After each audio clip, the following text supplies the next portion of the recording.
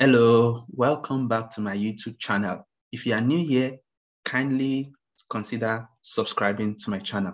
So today, I'm going to be discussing 3 best ways to secure a PhD scholarship in the UK.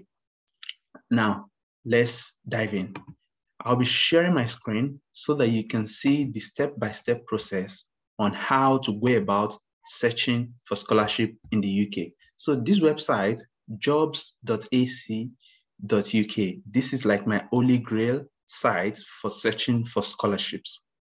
Now, interesting thing about this site is that you can use it to search for scholarship anywhere in the world, but I use it mostly for the UK. Now, I will teach you how you can streamline, your search to the UK and how you can go about, finding out those scholarships. Now, the first thing we're going to do, is to streamline our search. And these are the academic discipline all listed here. I like the way jobs.ac.uk have grouped, the discipline. Now, which one should we use? I think let's use languages, literature, and culture. Even though I'm from an engineering background, but I hear a lot of people tell me that, oh, I've done languages, there's no scholarship for me. But we'll see in a moment. So the first thing is, let's double down into languages, literature, and culture. I've clicked on that, okay? Now, the next thing for you to do, remember, this is for the UK. The next thing for you to do is to scroll down, all right, and pick location. Now, you won't see UK directly. You see Asia, Europe, North America. Remember, this is for the UK. And like I said, you can use it to search for scholarships all across the world. So we'll just come here and pick the UK, okay? Now, in the UK, you would see here that you have, sorry. Oh, that has gone. So we'll go back. We pick UK, okay? But I want to show you something. In the UK, you will see we have England, Northern Ireland, Scotland, Wales. I mean, if you want, you can streamline it to any of those path of the UK which you like, but for today, we're just going to click the UK because England, Northern Ireland, Scotland, Wales, they're all part of the UK. So we are good to go on that. Then the next thing is you want to pick PhD, all right? Because this particular video is for PhD. So we will pick just PhD to streamline all the search and you have something that is fit for purpose.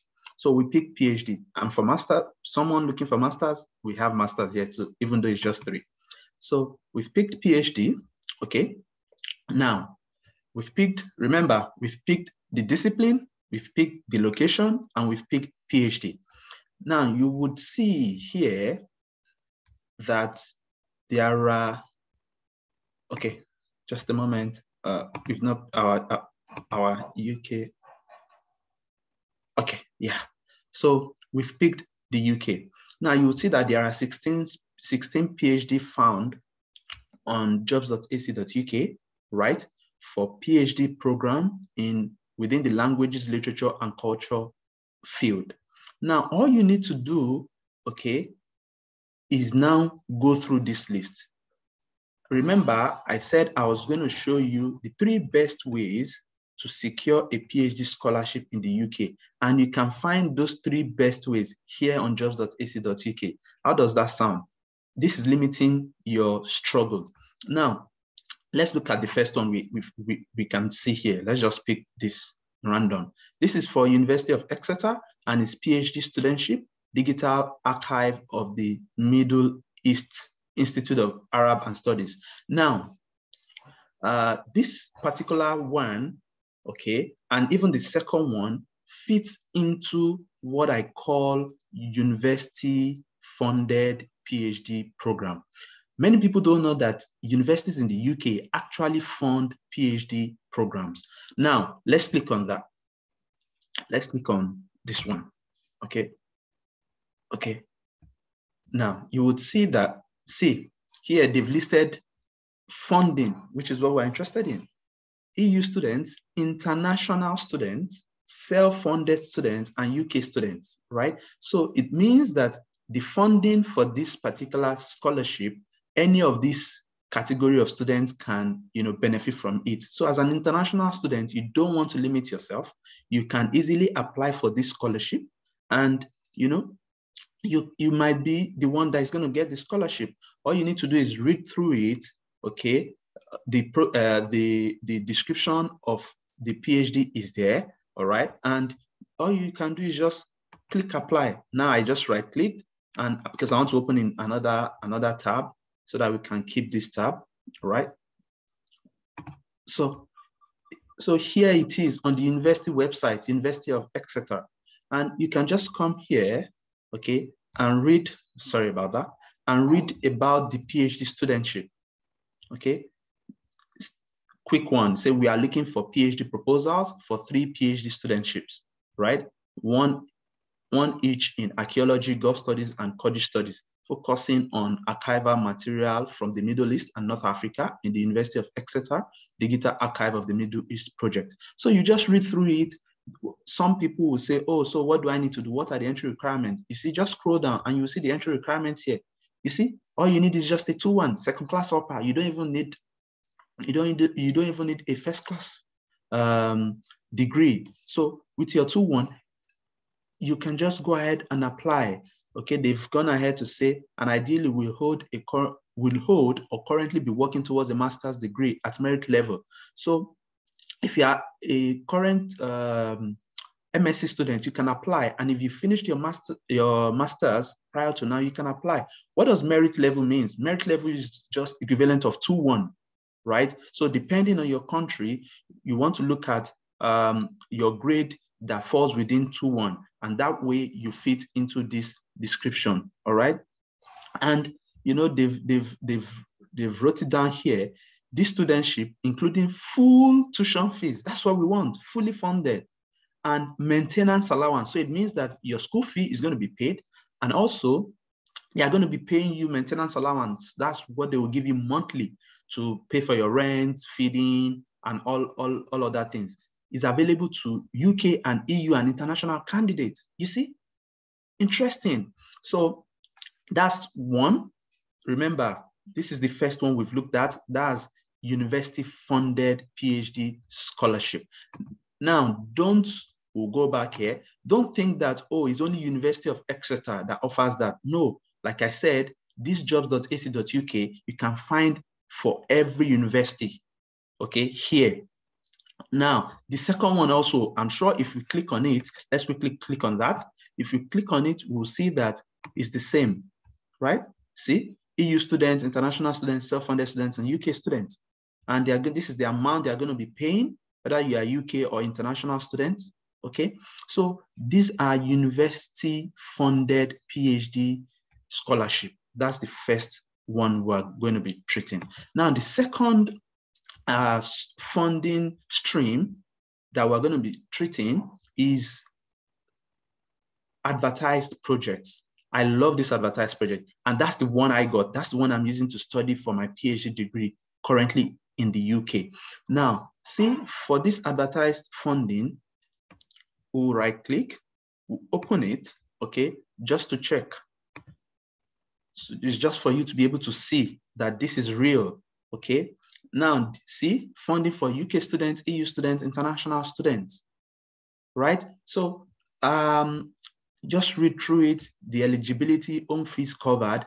Eligible overseas students will be required to make up the difference in tuition fees where funding is available, all right? So now for this particular advertised project, they have mentioned that they are going to be paying your tuition fee, but they will pay your tuition fee at the level of UK, EU student. At the level of UK students.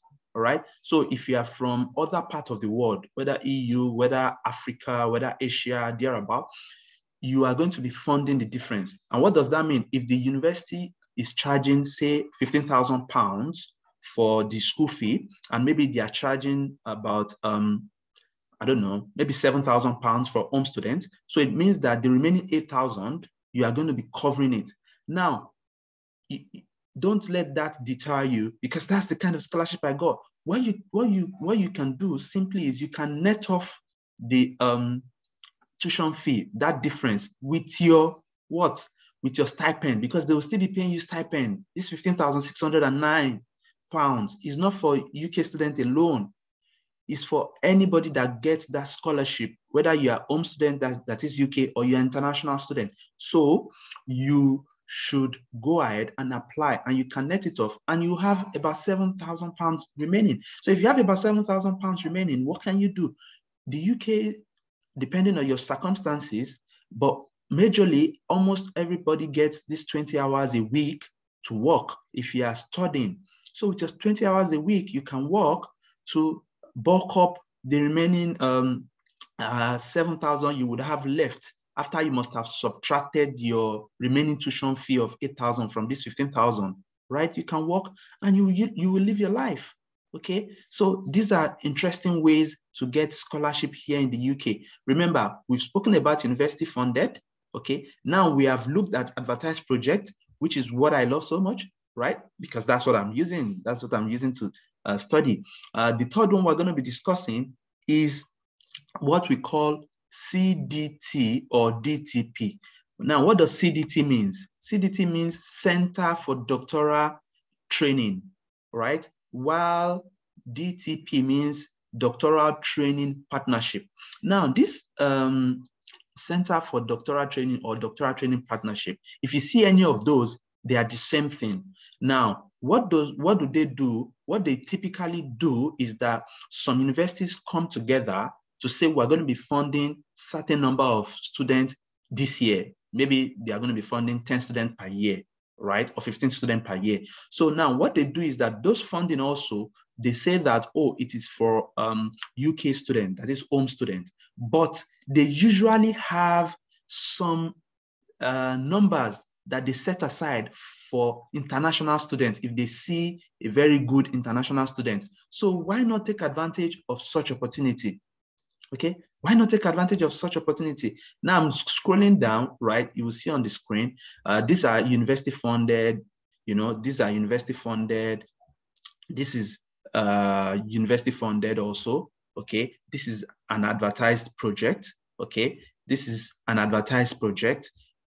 Now, this is an advertised project. So we'll just continue to go down. Yeah, we found a CDT, all right? This is the third aspect that you can secure funding in the UK. Many people don't know that you can get scholarship in the UK for your PhD program. So let's check out this advertised project. And remember, you can do this for any program, whether engineering, languages, culture, like we have been saying, education, any aspect, any discipline, right?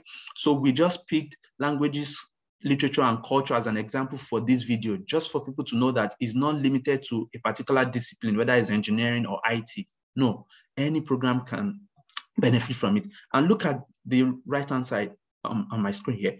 They said this funding is for international students, UK students, EU students. This is a CDT, like I said, Center for Doctoral Training, right? So don't limit yourself. You can always get scholarship. Okay, here in the UK is interesting. Now, and they will even put closing date. So for this particular one, it's going to close on the 25th of March. So if you're watching this before 25th of March and you're in the languages, literature and culture discipline, try to look at this. So they've written all the description of the project here.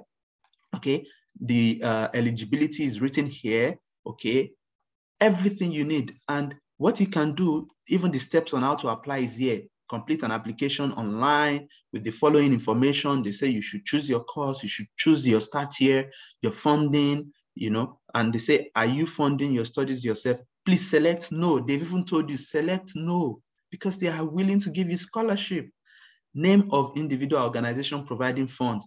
This is what you should, if you're applying for this, this is the code you will put. And every CDT that you see, they will give you this guide, this step-by-step guide on how to go about applying for their scholarship. And they've told you the documents you need, your CV, your degree transcript and certificates, a cover letter, 2 references, evidence of meeting English language requirements. Now, on this English language requirement, another thing is there are some people that come from some certain part of the world that don't even need to write whether IELTS or TOEFL.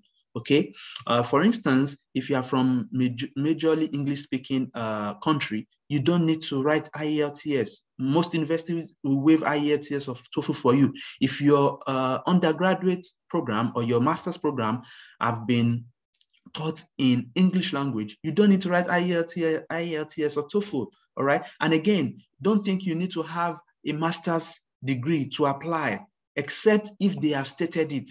Most times in the UK, with your bachelor's degree, okay, and a 2-1, you can apply for a scholarship. Even with your 2-2, once you have other things that you can add to show that you are indeed competent. What are the other things you can add? Let me quickly say that. You can add your work experience. If you've had substantial work experience in that area, kindly include it.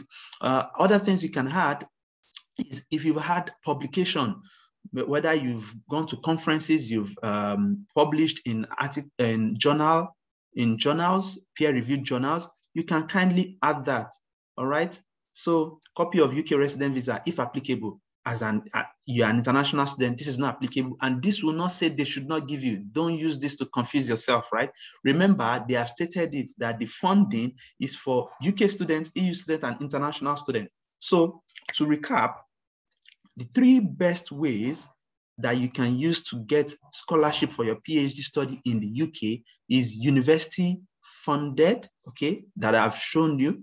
Secondly, you can apply for Advertised Projects. And lastly, for CDT, that's Center for Doctoral Training, or sometimes they call it DTP, Doctoral Training Partnership. So if you see any of these 2, kindly go for it. If you've enjoyed this video, kindly like this video, okay, so that other people can benefit from it, and so that YouTube can also recommend it for other people. Secondly, kindly consider subscribing to my YouTube channel so that we can all grow together. And I'm promising you that I will continue to give you valuable content that can assist your journey in securing a scholarship. Thank you.